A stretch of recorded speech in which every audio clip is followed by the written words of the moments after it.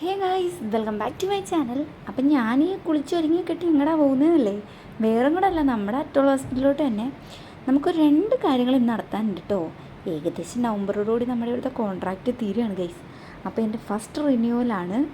So നമുക്ക് 3 month പ്രയറായിട്ട് മെഡിക്കലും കാര്യങ്ങളൊക്കെ എടുത്തിട്ട് നമ്മുടെ ഹോസ്പിറ്റലിൽ കൊടുക്കണം കേട്ടോ. എങ്കിലാണ് നമുക്ക് റിന്യൂ ആയി കിട്ടുള്ളൂ ഗൈസ്. അല്ലെങ്കിൽ ഞാൻ വീട്ടിൽ ഇരിക്കേണ്ട വരും, അത് പറ്റില്ല. അപ്പോൾ അതുകൊണ്ട് നമ്മൾ മെഡിക്കൽ കാര്യങ്ങളൊക്കെ എടുക്കാൻ വേണ്ടി പോവാണ് കേട്ടോ. കൂട്ടത്തിൽ സുണ്ടിൻ്റെ ഡോക്ടറെ ഒന്ന് കാണിക്കുകയും ചെയ്യണം. പുള്ളിക്കാരിക്ക് കുറച്ച് ദിവസമായിട്ട് ഫുഡൊന്നും വേണ്ടാന്നേ, മടുത്തെന്ന് തോന്നുന്നു. എന്താ കഥ? അപ്പോൾ അതുകൊണ്ട് നമ്മുടെ ബോട്ടൊക്കെ വെയിറ്റിംഗ് ആണ്. സോ അപ്പോൾ കുറേ ദിവസങ്ങൾക്ക് ശേഷമാണ് ഇന്ന് ഫെറി വരുന്നത്. അപ്പം എന്നാലും ക്ലൈമറ്റ് ഒന്നും ഓക്കെ ഒന്നല്ല, അത്യാവശ്യം നല്ല കാറ്റൊക്കെ ഉണ്ട്, നല്ലതല്ല കുറച്ചൊക്കെ. അപ്പോൾ നമ്മൾ ആദ്യമൊന്നു ഭയന്നു, ഇന്ന് ഫെറി ഉണ്ടാവില്ലേ എന്നൊക്കെ ഓർത്തു. എനിവേ ഞാൻ ഹോസ്പിറ്റലിൽ നിന്ന് ലീവ് എടുത്തു. അപ്പം അങ്ങനെ ഒരു ടെൻഷനിലൊക്കെ ആയിരുന്നു. പക്ഷേ എന്നിരുന്നാലും ഫെറിയൊക്കെ വന്നു. അപ്പം നമ്മൾ ഫെറിക്കുള്ളിൽ കയറിയിട്ട് കുറച്ച് പട്ടി ഷോയൊക്കെ കാണിക്കണം ഗൈസ്. എൻ്റെ ചിരിയൊക്കെ കാണണം ഗൈസ് നിങ്ങൾ. അപ്പം ഇനിയിപ്പോൾ എൻ്റെ വീഡിയോ ആദ്യമായിട്ട് കാണുന്നവരാണെങ്കിൽ ഫെറി എന്നാന്ന് മനസ്സിലായിട്ടുണ്ടാവില്ലല്ലേ. അപ്പം ഞാൻ അവർക്ക് വേണ്ടിയിട്ട് പറയുകയാണ് കേട്ടോ. ഫെറി എന്ന് പറഞ്ഞു കഴിഞ്ഞാൽ നമ്മൾ മാൽദീവ്സിൽ വന്നു കഴിഞ്ഞാലുള്ള ഒരു പബ്ലിക് ട്രാൻസ്പോർട്ടേഷനാണ് ഫെറി എന്ന് പറയുന്നത്.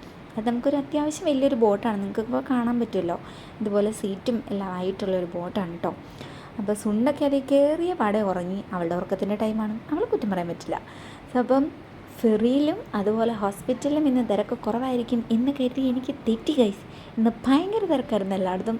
സോ അപ്പം ഞാനിവിടെ നിന്ന് കുഞ്ഞിനെ സുണ്ടിൻ്റെ കയ്യിൽ ഏൽപ്പിച്ചിട്ട്, സുണ്ടിനെ ഇച്ചായൻ്റെ കയ്യിൽ ഏൽപ്പിച്ചിട്ട് ഞാൻ നേരെ ഓടുകയാണ് കേട്ടോ. ഓടി നമ്മൾ അറ്റോൾ ഹോസ്പിറ്റലിനുള്ളിൽ കയറി. അപ്പോൾ ഫസ്റ്റിലേ ചെന്നിട്ട് നമുക്ക് ഇവിടുന്ന് കൂപ്പൺ എടുക്കണം. അപ്പോൾ എനിക്ക് ആദ്യം കൺഫ്യൂഷനായിരുന്നു, കാര്യം നമ്മൾ മെഡിക്കൽ എടുക്കാനാണല്ലോ വന്നത്. അപ്പോൾ ഏതെടുക്കണമെന്ന് എനിക്കറിയില്ലായിരുന്നു. എനിവേ ഞാൻ രണ്ടും കൽപ്പിച്ച് മെമ്മോ ആൻഡ് രജിസ്ട്രേഷൻ എന്നുള്ളതിൽ ക്ലിക്ക് ചെയ്ത് 2 സ്ലിപ്പ് എടുത്തു. ഒരെണ്ണം സുണ്ടിന് വേണേ. പിന്നെ ഞാൻ ഒന്നും കൂടെ കൺഫേം ചെയ്യാൻ വേണ്ടി റിസപ്ഷനിലിരിക്കുന്ന ഒരു പുള്ളിക്കാരിയാണോ പുള്ളിക്കാരനാണോ ആരോടും ഞാൻ ചോദിച്ചു ഗൈസ്, അതൊന്നും ഇല്ല ഇതിൻ്റെ അകത്ത്. അപ്പോൾ എടുത്തു. അവർ പറഞ്ഞു അത് തന്നെ എടുത്താൽ മതിയെന്ന്. ഓക്കെ, അപ്പം ഞാൻ 2 എടുത്തു. ആ 2 ഒരെണ്ണം സുണ്ടിനും ഒരെണ്ണം എനിക്കും. സോ എന്നിട്ട് നമ്മൾ തന്നെ ഈ ചുമരുമേലിരിക്കുന്ന ടി വിയിൽ നോക്കിയിരിക്കുകയാണ്. എന്തിനാണെന്നല്ലേ, അതിൻ്റെ അകത്താണ് നമ്മുടെ ഈ 10:33 10:34 എന്നുള്ള ടോക്കൺ വരുന്നത്. അത് തെളിഞ്ഞ് വന്നു കഴിയുമ്പോൾ നമുക്ക് ഏത് കൗണ്ടറിലാണ് നമ്മൾ ചെല്ലണമെന്നുള്ളതാണ് ആ ടി വിയിലൂടെ നമുക്ക് കാണാൻ സാധിക്കുന്നത്. നമ്മൾ വേറെ നമ്മുടെ ടോക്കൺ വെയിറ്റിങ്ങിലായിട്ട് ഇവിടെ ഇരിക്കുകയാണ്.